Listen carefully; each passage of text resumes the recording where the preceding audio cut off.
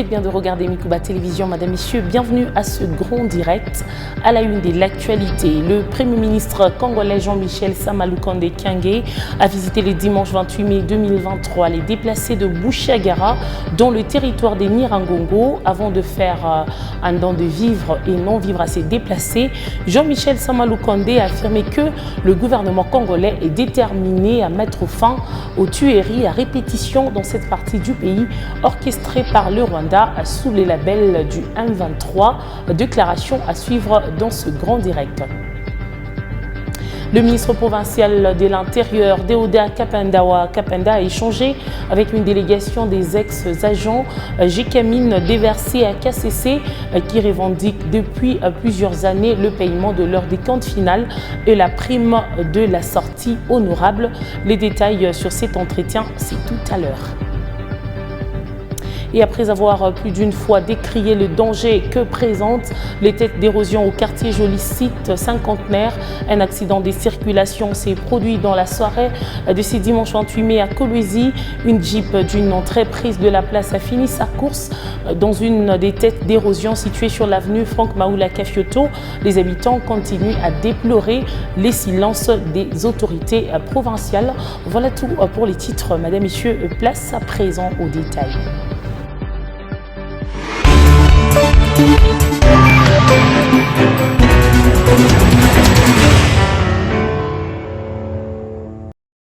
L'information, c'est l'heure sur Mikuba Télévision. Encore une fois, Madame, Messieurs, bienvenue à ce grand direct.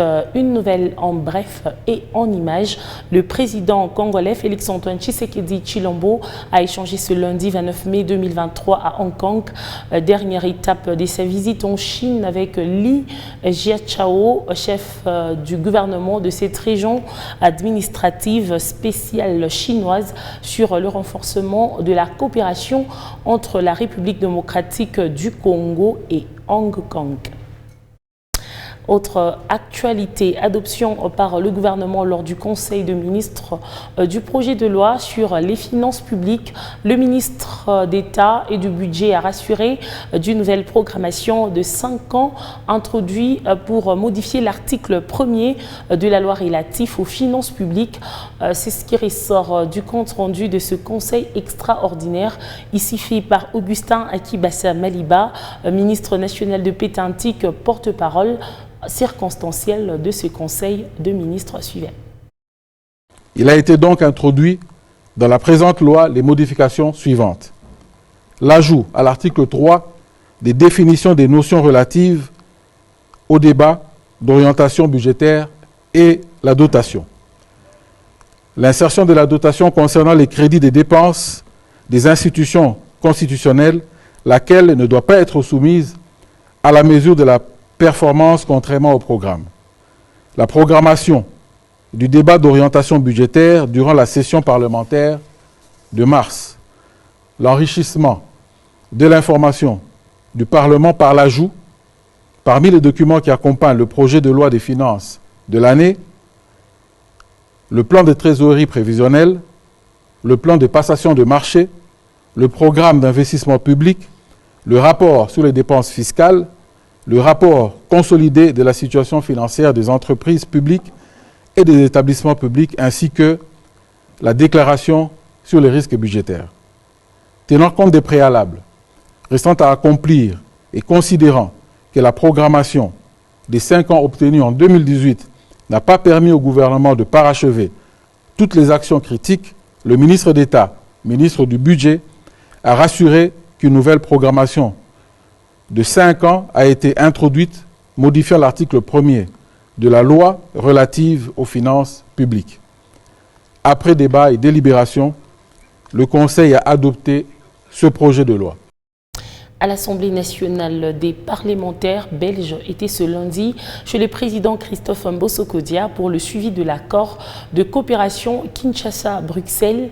Les deux parties ont également examiné le projet de coopération internationale et bilatérale en République démocratique du Congo, notamment à Kinshasa et Lubumbashi, mais surtout pour un renforcement de relations avec l'Assemblée nationale de la République démocratique du Congo. Cette délégation belge s'est renseigné aussi sur la situation sécuritaire dans l'Est avec l'agression rwandaise, dès la situation très difficile au niveau humanitaire. Elle réitère ainsi la position de la Belgique de défendre toujours l'intégrité territoriale de la RDC pour la paix durable et la stabilité dans la région des Grands Lacs. Félix Matuidi.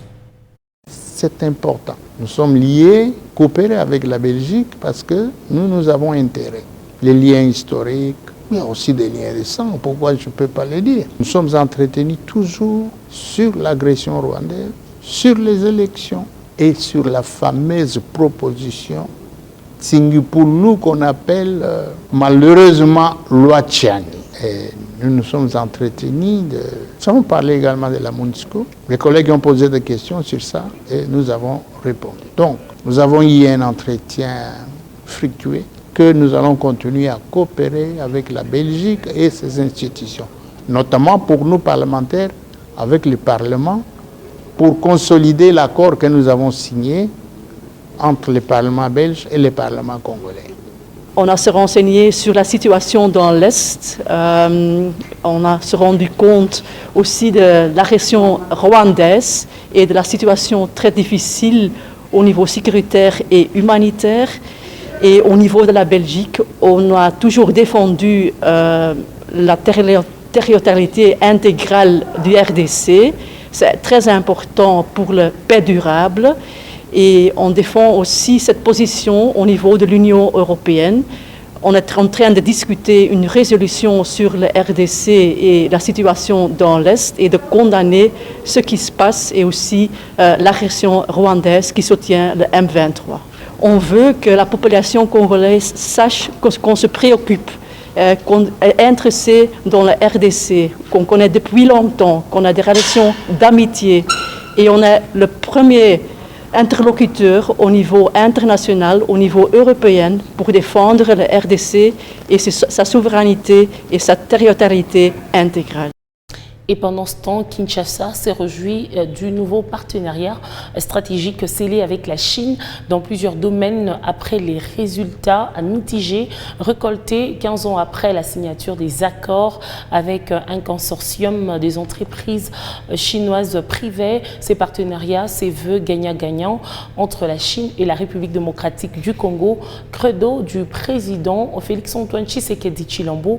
Mais pour l'ONG ACAJ, le gouvernement congolais doit demeurer vigilant et se focaliser sur les intérêts de la nation et non égoïste. Cette organisation citoyenne invite ainsi le chef de l'État et le gouvernement à éviter les néocolonialismes ou la recolonisation à travers ces nouveaux accords signés. Encore une fois, Félix Matuidi. Il y a de nouvelles puissances qui émergent, se disponibilisent pour travailler avec la RDC, nous aider parce que nous avons perdu aussi énormément de temps à cause de nos mauvais dirigeants corrompus, détourneurs, des gens qui ont travaillé pour leur propre bien, qui ont instauré des régimes où c'est eux-mêmes. Bref, ça détruit, ça diminue la capacité de protection du pays. Donc, logiquement, vous comprenez que nous soutenons la démarche du gouvernement aujourd'hui de renforcer, du président, de renforcer les partenariats stratégiques avec la Chine. Mais nous disons toujours, nous devons rester vigilants pour nous assurer que ce ne soit pas un autre partenariat qui va finir par nous recoloniser, nous néocoloniser. Non. Que ce ne soit pas des gens qui viennent seulement pour prendre nos ressources et puis partir. Il faudrait que nous soyons vigilants. Nous disions, vous venez, vous voulez exploiter X, Y chose, nous devons savoir en contrepartie qu'est-ce que le pays va gagner. Il faut que ça soit palpable, concret. Nous devons être en mesure d'évaluer ça sur 6 mois, 1 année, 2 ans. Quand ça ne marche pas, on en parle. Dans ce pays, nos organisations et d'autres, nous avons eu à parler contre ce contrat depuis 2008 pour dire qu'il était défavorable aux intérêts de la RDC. Heureusement que plus de 15 ans après, nous avons trouvé au moins des dirigeants qui ont compris qu'il faut s'arrêter pour renégocier. Et les soldats des Nations Unies célèbrent leur 75e anniversaire ce lundi 29 mai 2023. Cette armée onusienne, fondée depuis 1948, a pour objectif maintenir la paix et la sécurité dans le monde. En République démocratique du Congo, cette force est présente depuis 1999 avec un mandat plusieurs fois renouvelé. Suivez le parcours de cette force onusienne en République démocratique du Congo dans ce récit proposé pour vous par John Ndaïli Manda. Le casque bleu, autrement appelé Soldats de la paix, célèbre ce lundi 29 mai leur 75e anniversaire sous le thème « La paix commence par moi ». Fondée en 1948, cette structure de plus de 2 millions de membres du personnel civil et militaire est réunie par l'engagement commun. Leur rôle est d'aider plusieurs pays dans le monde à sortir de la guerre et maintenir sa sécurité au nom de la paix. En République démocratique du Congo, cette force onusienne est présente depuis 1999, après la création par la résolution du Conseil de sécurité des Nations Unies numéro 1279 du 30 novembre 1999 avec l'appellation de la mission de l'Organisation des Nations Unies en République démocratique du Congo, MONUC en sigle. Cette dernière avait pour mission principale d'élaborer des plans en vue de l'observation du cessez-le-feu de Lusaka signé en juillet 1999 entre la RDC et les États de la région pour exiger le retrait des forces étrangères du sol congolais et les exhorter à ne plus intervenir dans les affaires de la RDC après la prise du pouvoir de Laurent Désiré Kabila à l'aide de ces forces. À cette époque, le secrétaire général de l'ONU, le Ghanéen Kofi Annan, nomma l'ambassadeur Kamel Morjan de la Tunisie comme représentant spécial de la MONUC en RDC de novembre 1999 en septembre 2001. Pendant plusieurs années, des actions ont été menées par cette force onusienne installée dans plusieurs provinces de la RDC, particulièrement le Nord, Sud Kivu et les Tanganyika, bastions des conflits armés.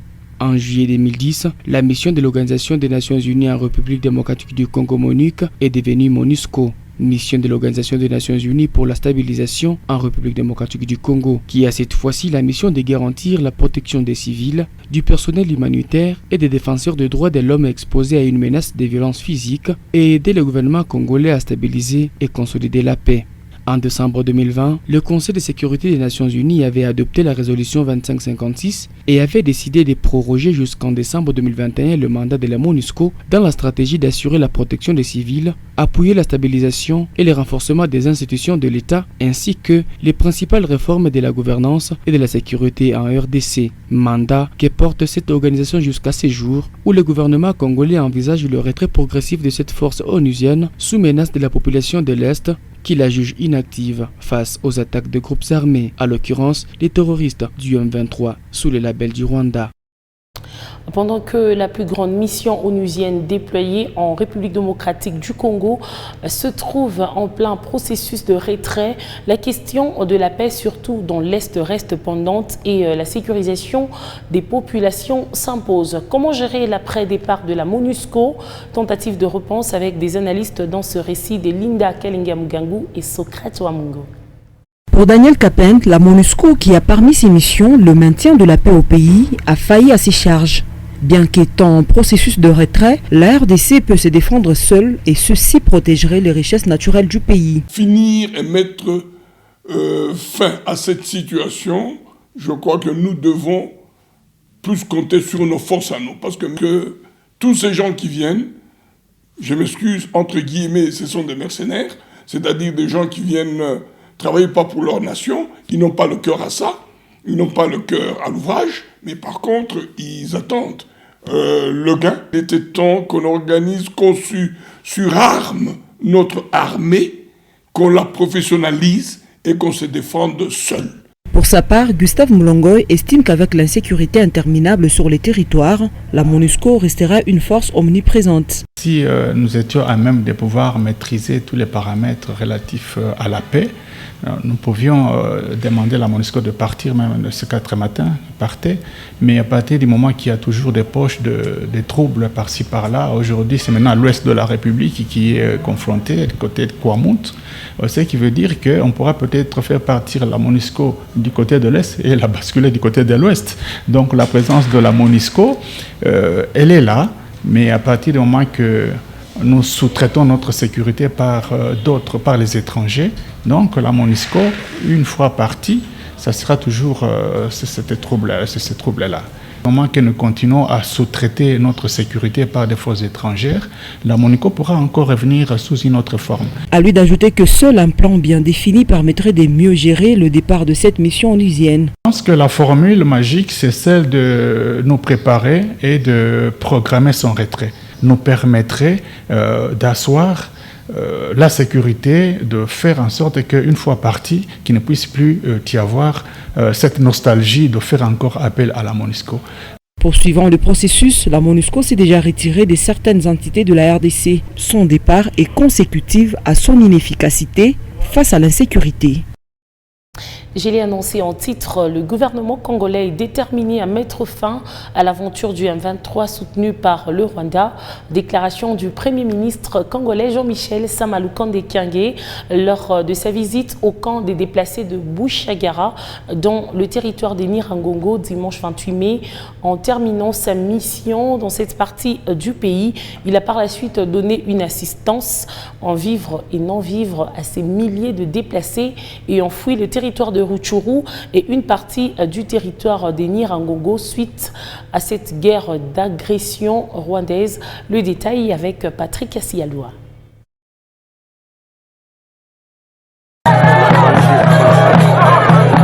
Jean-Michel Sama-Lukonde, Premier ministre congolais, au camp de déplacés de Bushagara, en territoire de Nyiragongo.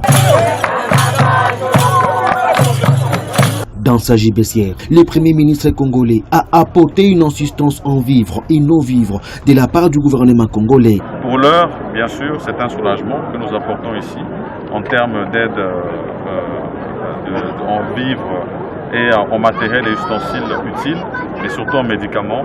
Mais nous allons continuer à travailler sur leur plus grande demande, celle qui est de leur retour dans leur milieu de vie naturel, notamment à Rutshuru, à Kibumba et dans le Massissi. S'adressant aux déplacés, Sama-Lukonde a affirmé que le chef de l'État est déterminé à restaurer la paix, tant demandée par la population. Nous sommes restés déterminés sur les processus dans lesquels nous sommes engagés, celui de Nairobi, de Luanda, mais l'engagement que nous avons aussi derrière nos forces armées et de la police pour éradiquer ce phénomène des M23 qui sont soutenus par cette agression barbare du Rwanda. Otto Baizi, grand notable du Nord Kivu, croit à la victoire finale des FARDC sur les terroristes du M23 et leurs parents de l'armée rwandaise. Le Rwanda nous a tués depuis des décennies. Le Rwanda continue à nous tuer, mais je crois que bientôt prendra fin les tueries. Le gouvernement de la République est déterminé, décidé à mettre un terme à ces massacres-là. Et donc nous allons militairement retourner les gens chez eux en chassant le M23 et son parrain qui est la République du Rwanda. Accompagné des ministres d'État du budget, Boji Sangara, Julien Paluku de l'industrie, Claudine Loussi du Travail, François Roubota du Développement Rural et des vice-ministres de la Défense, Intérieur et Santé, Jean-Michel Sama-Lukonde a fini sa mission au Nord Kivu par cette visite au camp de déplacés en territoire de Nyiragongo. Et dans la province du Haut-Katanga, le gouverneur de province, Jacques Kabula Katwe, a reçu ce lundi 29 mai 2023 une délégation de parlementaires belges en mission officielle à Lubumbashi. Au menu, la coopération entre le Haut-Katanga et le Royaume de Belgique dans divers secteurs. Le chef de l'exécutif provincial échangera par la suite avec une délégation du réseau des pasteurs du ministère pour la transformation de l'Afrique qui envisage d'organiser un culte en faveur de la nation. Ida Chili nous en parle. Une forte délégation des parlementaires belges conduite par Els Van Oef, présidente de la Commission des Affaires étrangères du Parlement belge, est en mission de prospection à Lubumbashi en vue d'une parfaite coopération bilatérale entre le Royaume de Belgique et la province du Haut-Katanga. Dans leurs échanges avec le gouverneur de province Jacques Kabula Katwe, qui avait à ses côtés son vice-gouverneur, il a été question de stimuler les sociétés belges à venir investir en RDC, notamment dans les domaines de l'électricité, la formation professionnelle pour la jeunesse, les infrastructures, l'agriculture et les mines. Les sociétés belges vont venir ici et qu'est-ce qui est nécessaire pour stimuler les sociétés belges d'investir aussi dans le Haut-Katanga et aussi dans les mines parce que maintenant on voit très bien, les Chinois sont très présents ici, mais on veut aller aussi en concurrence avec eux et d'être présents comme Union européenne et aussi comme société belge dans votre région. Peu après, le chef de l'exécutif provincial va échanger avec la délégation du réseau des pasteurs du ministère pour la transformation de l'Afrique et qui se propose d'organiser un culte en faveur de la nation le 10 juin prochain à Toumboué. Le gouverneur Jacques Kaboula Katoué s'est dit heureux de voir les hommes de Dieu prier pour le pays en cette période électorale. Il a dit quelque chose qui nous a touchés. Il dit on ne peut jamais séparer l'État et l'Église parce que l'homme qui est appelé à gouverner ne peut donner ce qui est dans lui. Or, si l'Église a bien travaillé sur l'homme, l'homme ne donnera que de bons résultats. Et nous sommes là pour prier en faveur des autorités établies, en faveur de notre nation. Cette structure des serviteurs de Dieu qui existe depuis bientôt 23 ans organise chaque année des séances de prière pour la nation.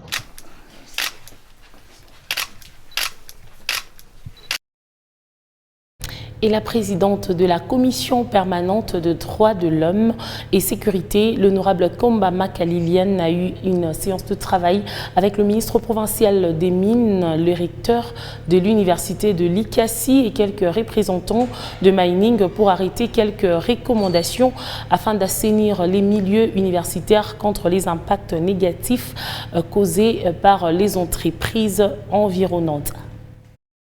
On est ici pour renforcer nos relations qui sont déjà d'amitié depuis longtemps. Nous sommes une grande délégation belge de 6 parlementaires et on veut donner le message qu'on veut continuer notre coopération au développement ici dans la région, dans les différents secteurs, mais aussi que nous voulons que nos entreprises belges vont venir ici et aussi investir dans cette région parce qu'on trouve que les Chinois sont très présents et peuvent être ici naturellement, on n'a rien contre ça, mais il faut qu'on équilibre de la part de l'Union européenne et qu'on cherche les moyens de stimuler les sociétés belges de venir ici de votre côté, de chercher des moyens, mais aussi de notre côté. Et donc j'espère dans le futur, on aura des échanges pareils comme ça pour continuer. Mukala Impemba Gérard, trésor de son État, a été présenté lundi 29 mai à l'autorité municipale de Dilala. Françoise Mangweji, habitant la cellule Chipuki dans le quartier Moussonoï, ces jeunes a ôté la vie de son épouse après l'avoir poignardée. Les circonstances de ce drame sont relatées dans ce reportage de la cellule de communication de la commune de Dilala. Regardez. Invraisemblable, et pourtant les faits sont là. Mukala Impemba Gérard, de 31 ans révolus, aurait poignardé son épouse la nuit du samedi 27 au dimanche 28 mai dans la cellule Chipuki. Ces présumés meurtriers a été présenté à la bourgmestre de la commune de Dilala, Françoise Mangweji, en présence de son adjoint, Michel Katumbwe. Bonjour,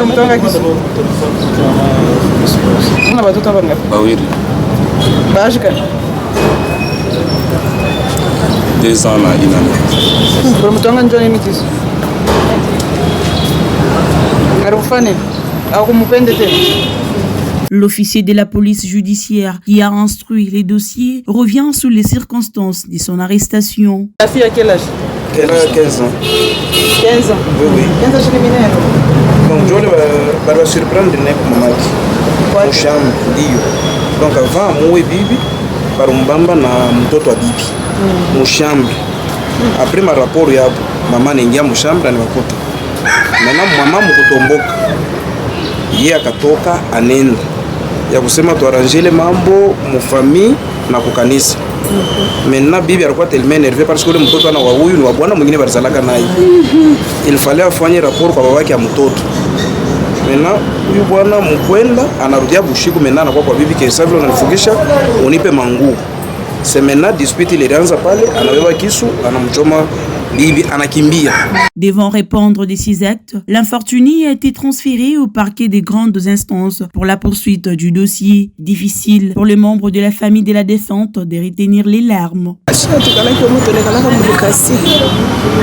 tulikuwa paka dimanche tunasikia mkubwa anatuita kwa telefoni, mkuu kwa probleme haraka na viole mtoto alipitaka yeye mwenyewe marehemu alipitaka na tonesha, namwambia toka urudie ile bwana alitoka na msingi après 4 jours c'est le bleu bavase kama nasema bwana rudia na kia kumwa na mloko wetu na mtonga bisi usiku.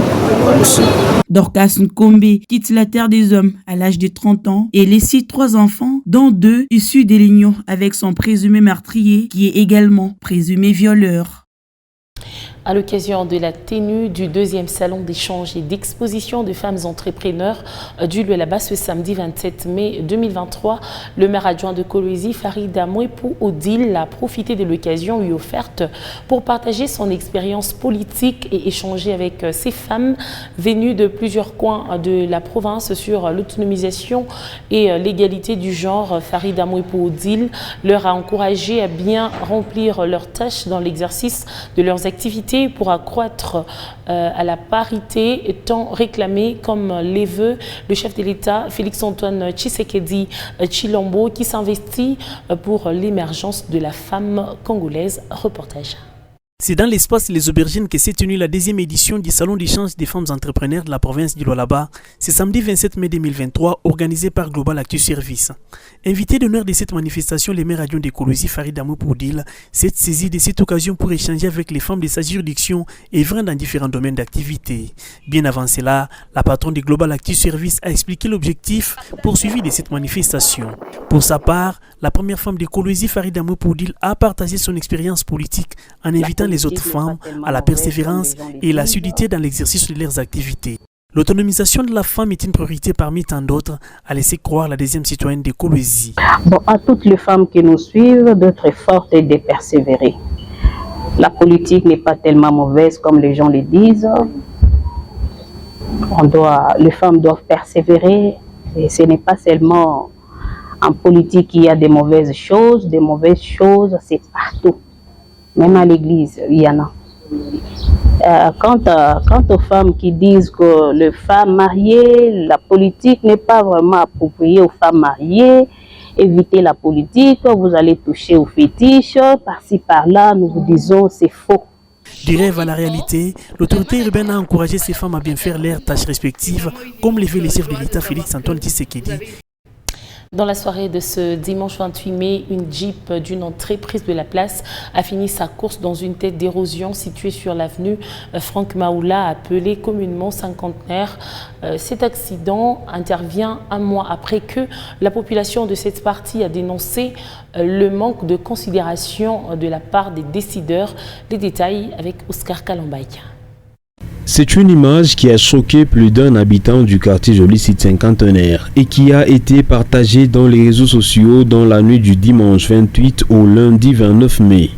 Visiblement, une Jeep Land Cruiser renversée dans la tête d'érosion non loin de l'école Cinquantenaire à la désolation de la population qui a plusieurs fois lancé un SOS aux autorités sans succès. Qui venait vers la nationale pour passer sur notre route Cinquantenaire, mais curieusement, le chauffeur, il y avait 2 véhicules, le chauffeur a un peu paniqué. C'est comme ça que la Jeep est tombée dans le trou que vous voyez là-bas. Je me pose la question, nous sommes gouvernés, oui ou non?